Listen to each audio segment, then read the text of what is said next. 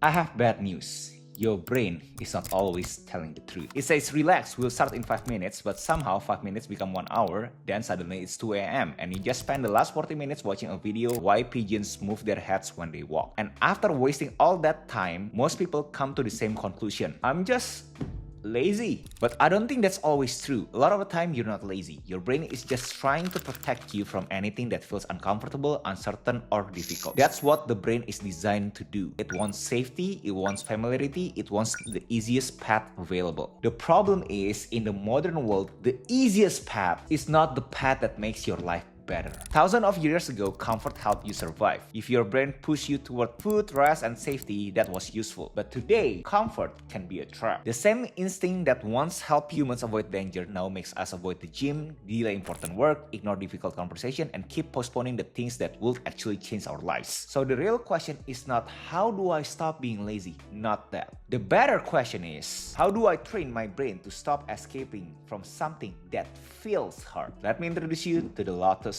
method. Think of it less like a magical ancient secret, more like a practical way to deal with resistance. The lotus grows through mud before it blooms, and that's a good metaphor for personal growth. You don't become disciplined because everything is clean, easy, and perfect. You become disciplined by learning how to move through discomfort without running away from it. The Lotus method has 5 parts: awareness, ease, stillness, focus, and patience. The first step is awareness. Before you can beat procrastination, you have to notice how it's disguised itself. Because most of the time, procrastination doesn't sound like, I'm going to ruin my own life today. It sounds reasonable. It says, let me clean my desk first. It says, let me check my Instagram for inspiration. It says, I'll start tomorrow when I feel more ready. That is the trick. Your brain rarely announces that there is avoiding discomfort. It usually gives you a reason that sounds logical for you to believe. It's fiction.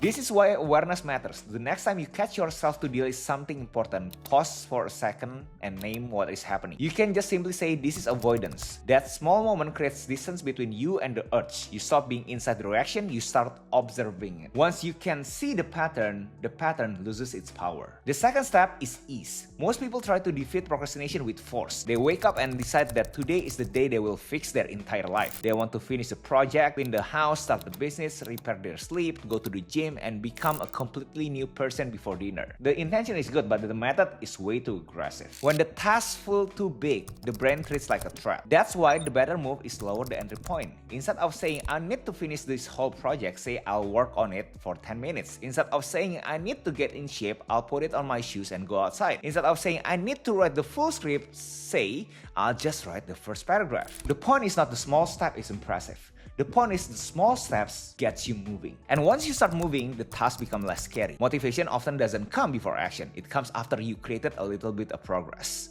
The third step is stillness.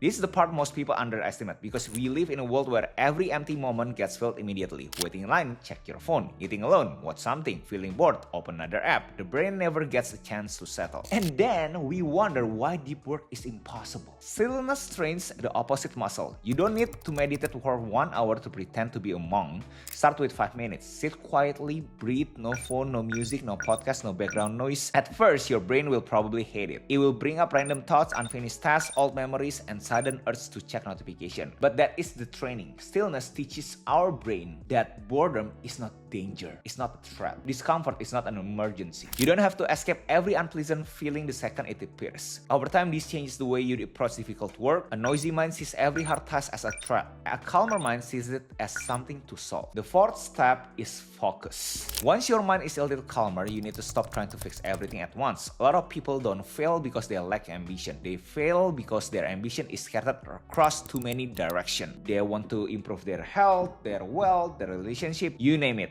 and all at the same time. But think about it, because everything matters, nothing gets enough attention. So you gotta choose. Each day, choose one high impact task, not 21. Then give it a real block of attention, maybe 25 to 50 minutes, where you don't switch tabs, don't check messages, don't pretend that refreshing your phone is part of the process. Focus is powerful because attention has a cost. Every time you switch from one thing to another, you lose a bit of clarity. That's why why 2 hours of distracted work can feel less valuable than 30 minutes of real concentration. If you want to build something meaningful, you have to learn how to stay with one slice long enough for it to matter. The fifth step is patience. This is probably the hardest one because we live in a world that sells instant transformation. One video to change your mindset, one routine to fix your life, one course to make you successful, one week to become unrecognizable. But real growth usually doesn't feel dramatic. Most of the time, it feels boring. You show up, you're doing the same thing again, but feels like nobody cares, nobody notices, and deep down you feel like, am I making progress? That stage is frustrating, but it's also where most people quit. They stop because they think nothing's happening,